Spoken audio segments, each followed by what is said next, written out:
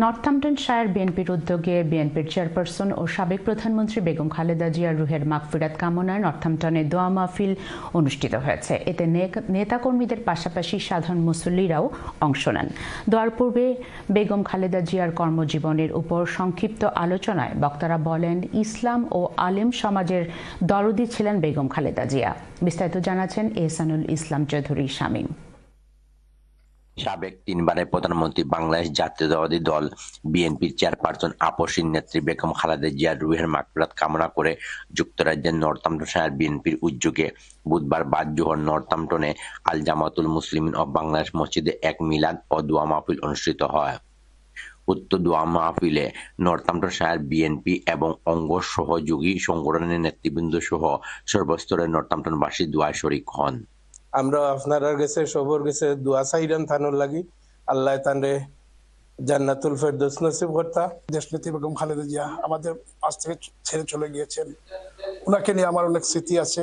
1995 সালে আমি যখন এমসি ইউনিভার্সিটি কলেজের সাধারণ সম্পাদক ছিলাম, তখন বাংলাদেশের শিক্ষা মন্ত্রণালয় কর্তৃক যে বাস উপহার দেওয়া হয়েছিল এমসি কলেজে, সেই বাসের চাবি এমসি কলেজের তৎকালীন বিপি এবং জিএসএর নেতৃত্বে আমরা ম্যাডামের সাথে সাক্ষাৎ করে ওনার তেজগাঁও নাখালপাড়া অফিস থেকে আমরা চাবি সংগ্রহণ করি।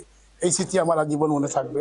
নর্থাম্পটনশায়ার বিএনপির সাবেক সভাপতি হারুন আলীর সভাপতিত্বে ও সাবেক সেক্রেটারি আহাদুর রহমান সুহেলের পরিচালনায় উক্ত দোয়া মাহফিল পূর্ববর্তী শোকসভায় বক্তব্য রাখেন সাবেক সিনিয়র সহসভাপতি হেকিম আলী মনসুর, সাবেক সহসভাপতি শফিক আলী, শাহ মুস্তাক আহমেদ, সাবেক যুগ্ম সম্পাদক ইব্রাহিম আলী, সাবেক অর্থ সম্পাদক আব্দুল কাইম, সাবেক সাংগঠনিক সম্পাদক আকবর আলী, আব্দুল সালাম, সফিউদ্দিন সহ আরো অনেকেই।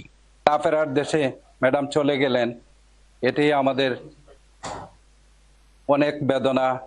তিনবার প্রধানমন্ত্রী বেগম খালেদা জিয়া শুধু একটি নাম নয়, এক প্রতিষ্ঠান, এক মহাকাব্য, যিনি গণতন্ত্রের জন্য সারা জীবন সংগ্রাম করে গেছেন।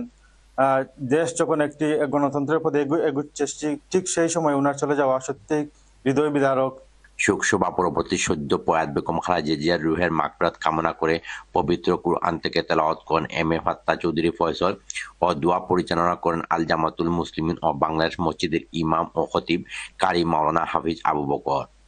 উপস্থিত সবাই মহান আল্লাহর নিকট মহমাকে জান্নাতুল ফেরদৌস নসিব করার জন্য দোয়া করেন।